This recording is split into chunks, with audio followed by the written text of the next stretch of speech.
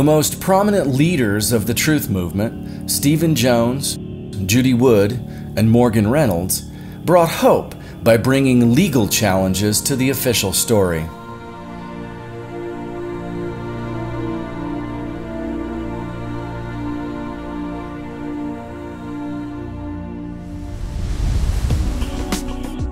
Stephen Jones filed a request for corrections to the NIST report.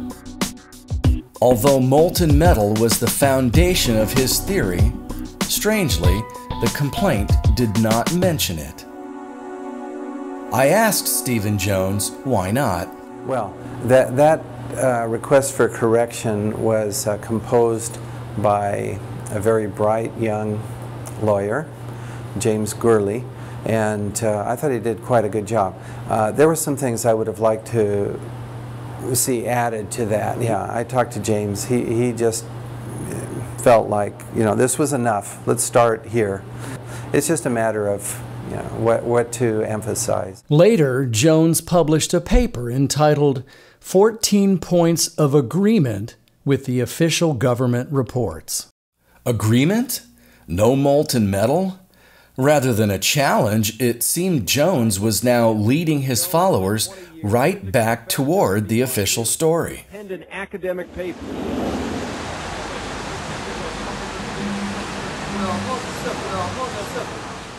Represented by attorney Jerry Leapart, Judy Wood brought a lawsuit of her own. But the FOIA, I've got to remind myself, that's some work that we actually might want to film. Because, see, I'm a little leery about filming actual steps in your litigation, but the FOIA would lend itself to filming because it's not on this, it's not confidential like trial strategy. Mm-hmm. And what I think we may do is actually put in directly contact. Clearing standing deal. So also represented by Leapart, Morgan Reynolds brought a suit alleging no plane crashes at the World Trade Center. This qui tam lawsuit is under the False Claims Act and could be described as a whistleblower type cause here. I've filed a complaint in the Southern District of New York in the federal courts claiming that the National Institute of Standards and Technology, NIST, which issued a report in September-October of 2005, purporting to model and explain the aircraft impacts in both towers, which supposedly was the cause of the fires, and the fires somehow led to the initiation of a collapse.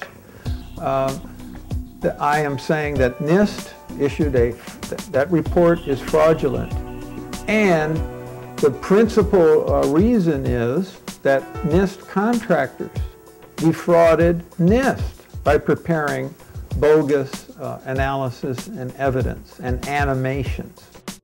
Airline pilot and aeronautics expert John Lear filed a declaration explaining why the speed of United Airlines Flight 175 was impossible.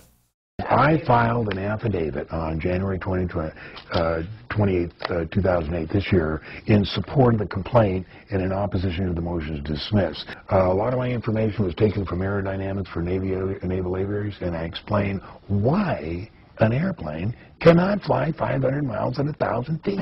It has to do with drag, and it has to do with power, and it has to do with the fact that they use turbofans. It just cannot happen. At high altitudes, like 35,000 feet, where the engines are designed to fly at most of the time, the air is very thin. The fan and turbine sections are designed to efficiently accept enormous amounts of this thin air and produce an enormous amount of thrust. But at low altitudes, such as 1,000 feet, the air is over 3 times as dense. Attempting to go faster than the maximum operating speed of 414 miles per hour, the air is going to start jamming up in the engine.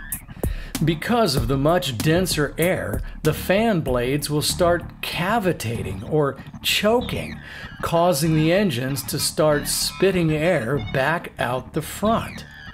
In other words, before ever getting close to the 540 miles per hour speed shown in the 9/11 airplane videos, the engine would start acting as a brake. Yes, there's good stuff in Reynolds' lawsuit, and yet there's something missing. This guy went on national TV and said, and I encourage everybody to do a frame-by-frame penetration of the South Tower, and what you will see is a fake, a cartoon display. Yet he somehow forgot to mention the TV networks and those cartoon videos in his lawsuit. Judy Wood's case featured an affidavit by John Hutchison alleging the World Trade Center was destroyed by a scaled-up version of the Hutchison effect. For over 20 years, John Hutchison has been making odd little videos claiming to have discovered a mysterious free energy phenomenon.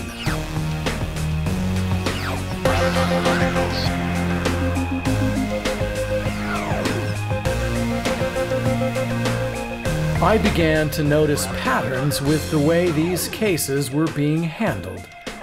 Either something crucial was left out, or else something ridiculous was included.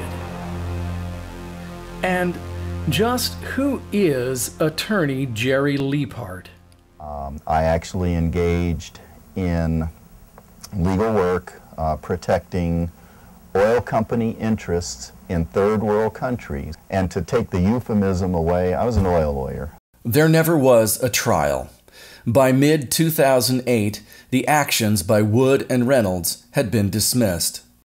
Liebhardt and his clients were accusing government contractors and ultimately the government itself. Could we really have expected a fair proceeding in a government court? These brave men are risking their careers. Were these even serious attempts at justice, or was it theater? It isn't. What do you mean by fake? Do you want me to tell you that we know who's going to win and lose? If you're overly concerned about whether you win or lose, you're in the wrong business.